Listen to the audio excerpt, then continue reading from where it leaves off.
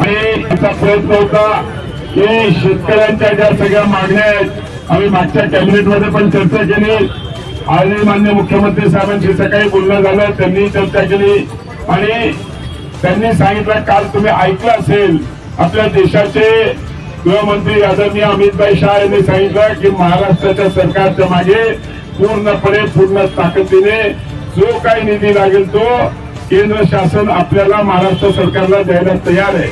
आणि त्याच्यामुळे आज मी आपल्याला सांगू इच्छितो, माननीय मुख्यमंत्री मला स्वतः जाऊन आज मंगेशजी भेट घेऊन त्यांना विनंती करायचं सांगितलंय की त्यांनी उपोषण मागे घ्यावं. सरकार पूर्णपणे शेतकऱ्यांच्या पाठीमागे पूर्ण ताकदीने आहेत.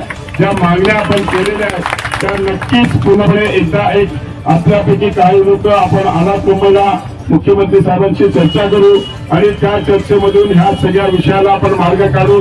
एवढा मी तुम्हाला एक मंत्रिमंडळातला मंत्री म्हणून तुम्हाला शब्द देतो की आपल्या ज्या काय मागण्या आहेत त्या चर्चा करून आपण नक्कीच सोडूया.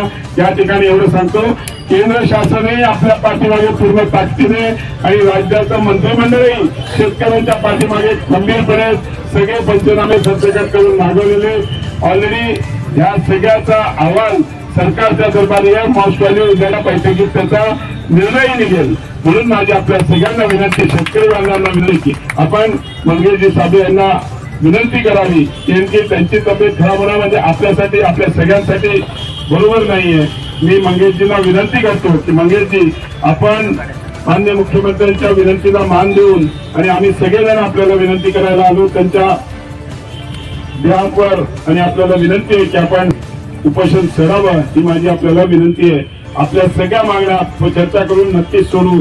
तुमचे मित्र इकडे बसलेले आहेत ते पण तुम्हाला सांगतील. मी जो शब्द देतो तो पाळत असतो, नेहमी आवर्जून लक्ष घालत असतो.